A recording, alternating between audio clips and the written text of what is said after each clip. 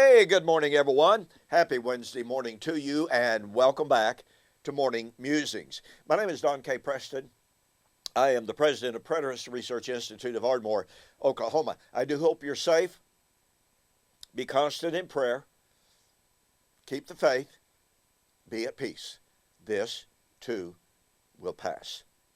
We are looking at Jesus' response to the question by his apostles in Matthew chapter 24 and verse 3. Jesus had just predicted the destruction of the temple.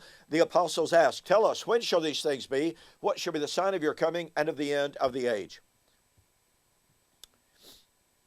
Jesus began to give them answers. Among those answers is Matthew chapter 24 and verse 14. This gospel of the kingdom will be preached into all of the world as a witness to the nations, then comes the end.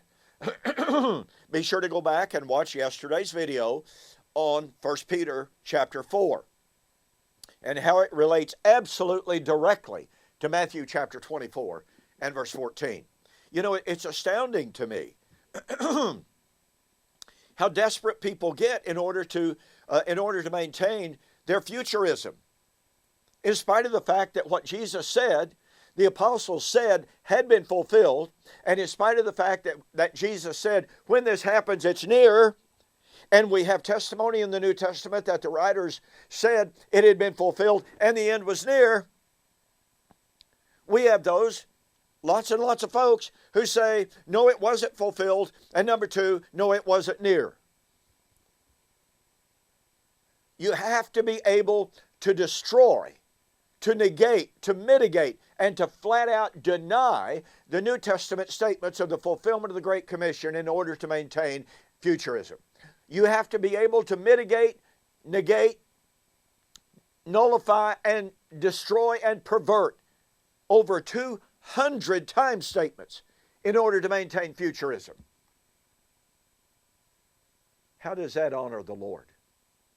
How does that honor the Word? Well, it doesn't, and you know it doesn't. Well, as promised, I want to go to James chapter 5. You know, look, I could spend probably 3 or 4 or 5 weeks just on James chapter 5, pointing out the different elements of the incredible imminence of the coming of the Lord, the judgment, the resurrection even. And by the way, if you want to read what I consider to be a really, really good article, even though I did write it, on resurrection in James chapter 1, 12 and following specifically, go to my website, donkpreston.com, bibleprophecy.com, and just do a search, the death of death or the birth of death, and you'll find an article there. I believe it's very well researched. I'm not trying to pat myself on the back, but it's heavily documented. You'll see what I mean. That James 1, 12 and following is recalling the Adamic story, and he is talking about the victory in Christ. Now then, in James chapter 5, James castigates the wealthy, the rich, and he says, verse 2, you have heaped up treasure for yourselves in the last days. Now look, folks, he's not writing generically. He is writing in a first century Judean context. And if you know anything whatsoever about the history of first century Judea and Israel, you know this statement is taken directly from that very real world. I don't want to hear anything about or from AOC, about the oppression of the poor in 2020. That is not what this is talking about. This is talking about the horrific oppression of the laborers in the first century. And they are in the last days. Then he says in verse 4, indeed, the wages of the laborers who mowed your fields, which you have kept back by fraud, cry out.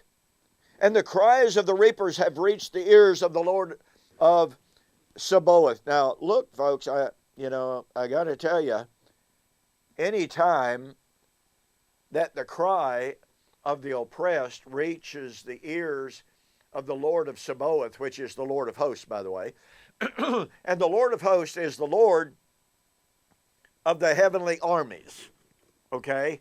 So if the cry of the reapers has reached the ears of the Lord of Sabaoth, the Lord of hosts, then the army of the heaven is getting ready to kick into action, and somebody is in a lot of trouble. By the way, what we find here is also an echo of Luke chapter 18, in which Jesus told his apostles that they must be constant in prayer. Why? Because they were going to be persecuted. That's why. They were going to be oppressed, hated for the cause of Christ. So he tells a parable of what's known as the importunate widow, who went to an unjust, basically an atheist judge, and said over and over and over again, "Avenge me. Avenge me on my enemies." And the judge said, "Well, I don't fear God or man, but because this widow constantly comes to me in prayer." Are you being constant in prayer in the midst of Corona? "But because this woman comes to me constantly, then I'm going to avenge her." And the Lord says, "Will not God avenge the elect who cry out to him day and night? Yea, verily I say unto you, he will avenge them speedily." Now the word speedily is from the Greek term intakai, and does not mean rapidly as opposed to soon. It just doesn't mean that. So here we have in Luke chapter 18 the promise of the soon vindication of the martyrs, and in James 5 we have the promise that those who are suffering, their cry has come up to and has entered into the ears of the Lord. That means judgment is near. Verse 5, "You have lived on the earth in pleasure and luxury. You have fattened your hearts as in a day of slaughter." Now you got to know this. This last phrase here, "as in a day of slaughter," that's taken directly from Jeremiah chapter 12. I believe it's verse 6 if memory serves me correctly. And that statement is in the context of the then impending, the then imminent judgment of Jerusalem at the hand of the Babylonians. James is lifting it directly from that context and applying it to his context, which means the Babylonians brought the day of slaughter against Jerusalem. Now, in Judea, the poor are being oppressed just like they were back then, and James makes the promise, the oppressors will go through the day of slaughter that was coming very soon. Got to hurry here. Verse 7. "Therefore, you be patient, brethren, until the parousia of the Lord." Until the parousia of the Lord. The Lord hadn't come, but those first century saints, suffering for their faith, were going to live until that event. That's imminence.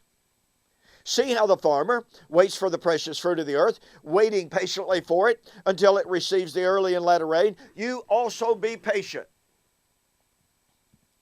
Establish your hearts, for the parousia of the Lord is at hand." Literally, has drawn near. What did Jesus say? This gospel would be preached to all the world as a witness to the nations. Then comes the end. James is writing during the period of time in which that's being fulfilled. And he said the coming of the Lord has drawn near. Now watch. Verse 9, "Do not grumble against yourselves one another, brethren, lest you be condemned. The judge," that's Jesus, "is standing right at the door." Wait a minute. Matthew 24, verse 32, "When you see all of these things," what things? the completion of the world mission. This gospel will be preached in all the world as a witness to the nations. Then comes the end. Then learn the parable of the fig tree. When it puts forth its leaves, you know that summer is nigh, even at the door. Or when you see that take place, you know that He, the judge, the parousia, is near, even at the door. Okay. You reckon James knew about Matthew 24, 32 and 33? Of course he did. And he's living in the very time of the appearance of those signs and the fulfillment of those signs. And he said, be patient until the Lord comes, brethren. The coming of the Lord is drawn near. The judge is standing right at the door. There is literally no excuse whatsoever to apply Matthew 24, 32 and 32 to our generation, to the events of 1948, or to any point of time in the future. There's just no excuse for it. And we've got more. I'll see you on the flip side.